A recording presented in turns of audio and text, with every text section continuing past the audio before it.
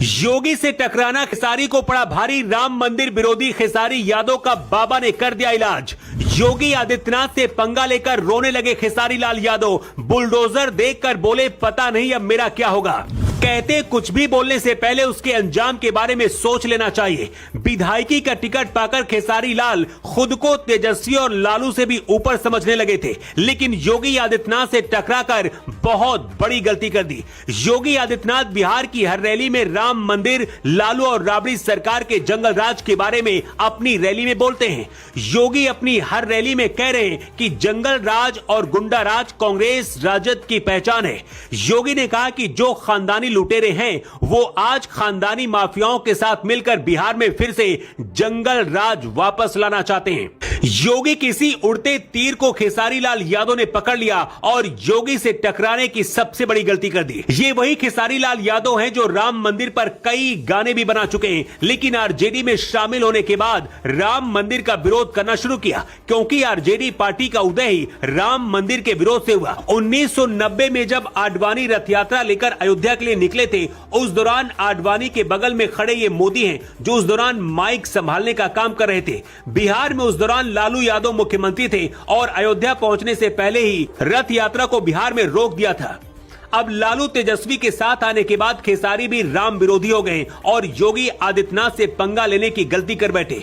योगी आदित्यनाथ पर बोलते हुए खेसारी लाल यादव ने कहा था, जंगल राज छोड़कर अपना काम बताएं कि उन्होंने बिहार के लिए क्या किया। योगी आदित्यनाथ किसी नेता के मुंह से ही जंगल राज सुन लिया होगा, क्योंकि वो यहाँ तो रहे नहीं। उन्हें एक बार छपरा में आकर वहां के व्यापारियों का दर्द देखना चाहिए, तब उन्हें पता चल पाएगा कि लोग क्यों सरकार बदलना चाहते हैं।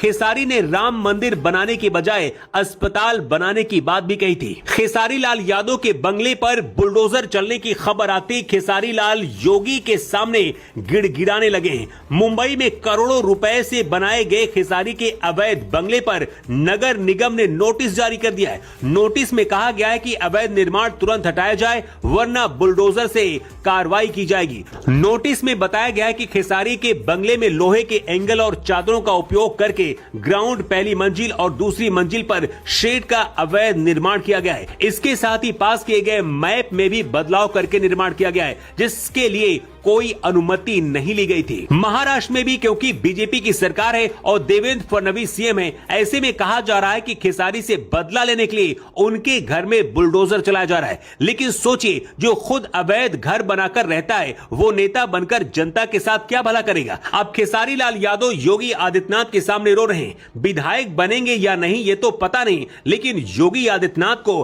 अब अपना अभिभावक बता रहे। खेसारी लाल यादव ने कहा है, योगी आदित्यनाथ मेरे गार्जियन जैसे हैं, उनके शब्द बुरे हो सकते हैं, मुझे तो सम्मान देना ही पड़ेगा। वो यूपी के मुख्यमंत्री हैं, वो दिग्गज हैं, वो आपस में लड़ते हैं, ऐसे शब्दों का उच्चारण नहीं करना चाहिए। आपके शब्द दुनिया सुनती है, किसी को नीचा दिखाने के लिए आप अपने आप को गंदा मत कीजिए। खेसारी लाल को शायद ये बात अब समझ आ गई है कि योगी से भिड़ने का क्या अंजाम हो सकता है।